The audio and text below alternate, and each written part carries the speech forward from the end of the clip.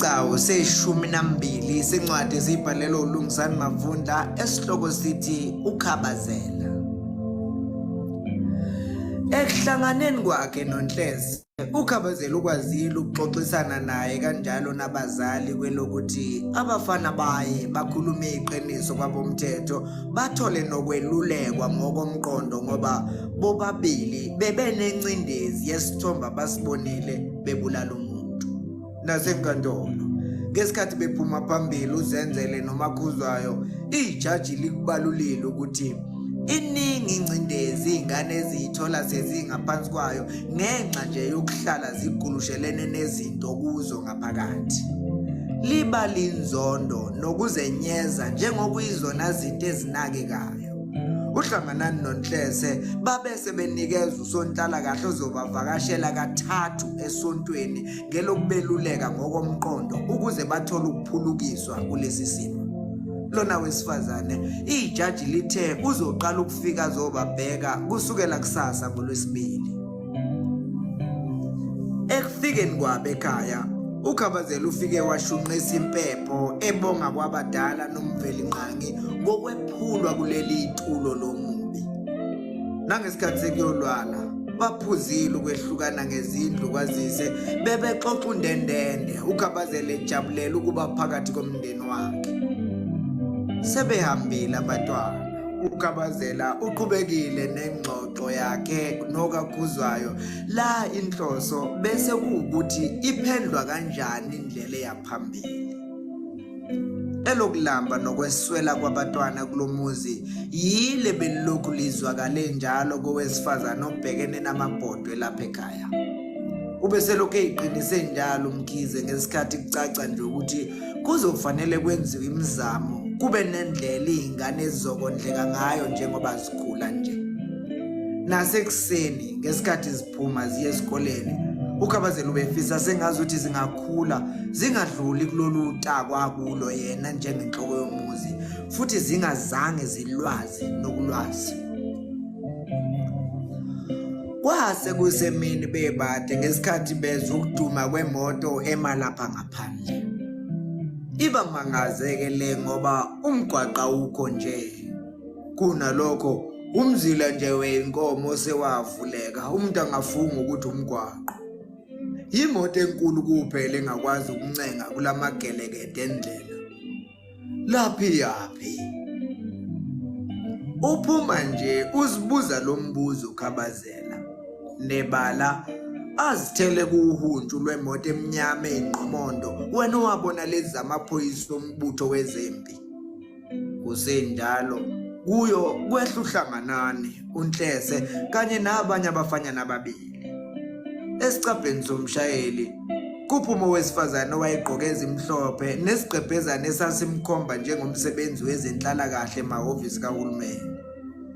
Kusheshe kumkhanyela uKhabazela ukuthi ubani lona eze emamatheka ezozethula. Oh, mhlonipheki uMkhize Sibongo, uyise womfana lona. Ngiyajabula ukuthi ugcina ufikile njengesethembiso senkantolo. uKhabazela aqaphela uvalo lomshayayo uma ekhuluma nalona wesifazane. Uvalo lungajwayele ukumshaya kodwa ayiqinise. Hayi, ngiyajabula ukwazi nami baba Mkhize.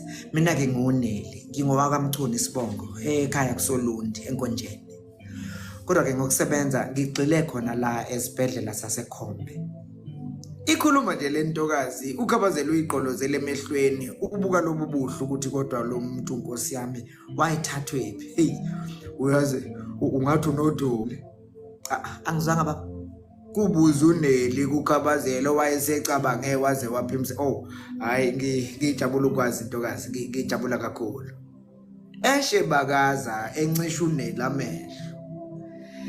Ngiyethemba ke sizosebenzisana kahle konje uthe wani Sibongo. NgiwuMamchunu Mkhize, ngiwumacingwane Khabazela. Kusho lentokazi imuthi ibhanya ngamehlayo lawa amhlophe amakhulu. Isho ngobuso obuphuphuzela uboya. Okungabafana sekuhambile kwangena ngaphakathi ekhaya. Manje awusho Sizongena ungibonisa umama wekhaya noma uyazi uqinisile. Yiza ngikubonisa okuyena ongibhekelela abantwana. Kusho uGabazela emdedela ahambe phambili yena elandela ngemuva. Usho ukuthini uma uthi okubhekelela abantwana? Kanti anishadile yini?